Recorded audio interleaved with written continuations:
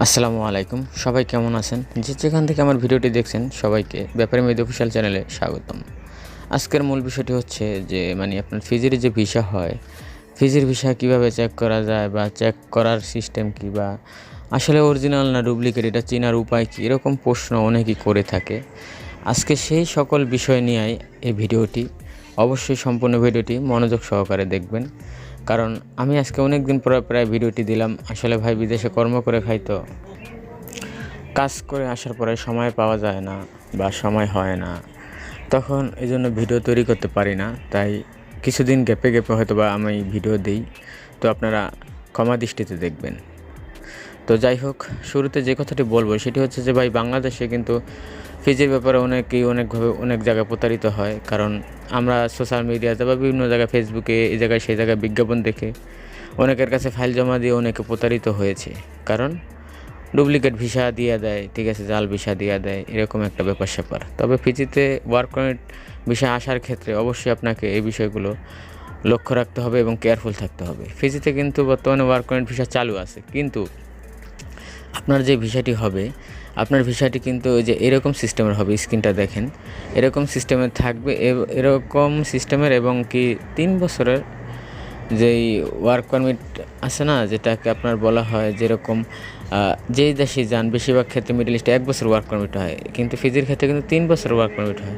আবার কিছু কিছু ক্ষেত্রে ফিজিতে 1 বছর ওয়ার্ক পারমিটও হয়, কিন্তু আপনি 1 বছর ওয়ার্ক পারমিটে না আসাই ভালো, 3 বছরের ওয়ার্ক পারমিটে আসবেন। তো বিষয়টা হচ্ছে যে আপনার স্ট্যাম্পে পাসপোর্টে যে স্টিকার আছে না, স্টিকার, এখানে কিন্তু স্টিকার ভিসা পাসপোর্টে লাগে না। এখানে যে ভিসার মতো এই ধরনের ভিসাগুলো হয়। তবে এই ভিসা অনলাইনে আপনি সাধারণ পাবলিক হিসাবে বা যে কেউ সাধারণ পাবলিক হিসাবে অনলাইনে চেক করার কোনো সিস্টেম নেই। সেক্ষেত্রে এই ভিসা চেক করার সিস্টেম হচ্ছে আপনার যে অস্ট্রেলিয়াতে বাংলাদেশ হাই কমিশন রয়েছে ক্যানবেরাতে, সেখানে আপনি মেইল করতে পারেন। তারপরে হচ্ছে আপনার যে ফিজি ইমিগ্রেশন আছে সেইখানেও আপনারা মেইল করে কনফার্মলি জানতে পারেন, ঠিক আছে। কিন্তু যে আদারওয়াইজ পাবলিকলি আপনি অনলাইনে চেক করে জানবেন, এরকম কিন্তু কোনো সিস্টেমই নেই, ঠিক আছে। এই হচ্ছে বিষয় ভাই। তো আবার একটা দুঃখজনক বিষয় হচ্ছে, অনেক সময় মেইল করলেও দেখা যায় 10-15 দিন হয়ে যায়, রিপ্লাই আসে না। সেই ক্ষেত্রে অনেকে আমরা হতাশায় পড়ে যাই। তো যেটা যে আপনাদেরকে যে একটা নমুনা দেখালাম ভিসার, এরকমই থাকবে, ঠিক আছে। তো সকল কিছু ভালো করে যাচাই বাছাই করবেন, পাসপোর্ট নাম্বার এটা সেটা সব কিছু ঠিক আছে কিনা। কিন্তু এছাড়া অন্য ধরনের কাগজ, অন্যরকম সিস্টেম নিয়ম, ওগুলো আসলে আমি দেখি নাই ওরকম ধরনের ভিসা এই দেশে হইতে। এই দেশে যে ধরনের ভিসা হয়, যেরকম ভিসা হয়ে সবাই আসে, ওইটাই আপনাদের মাঝে তুলে ধরছি আর কি। বিশেষ করে অনেকেই বলে, ভাই আমার ভিসাটা চেক করে দেন, এটা করে দেন, সেটা করে দেন। ভাই ভিসা চেক করাটা এত সহজ না যে অনলাইনে ঢুকলাম, অনলাইনে ঢুকে ভিসা হয় ইয়েস অন্য দেখাইলো, এরকম না।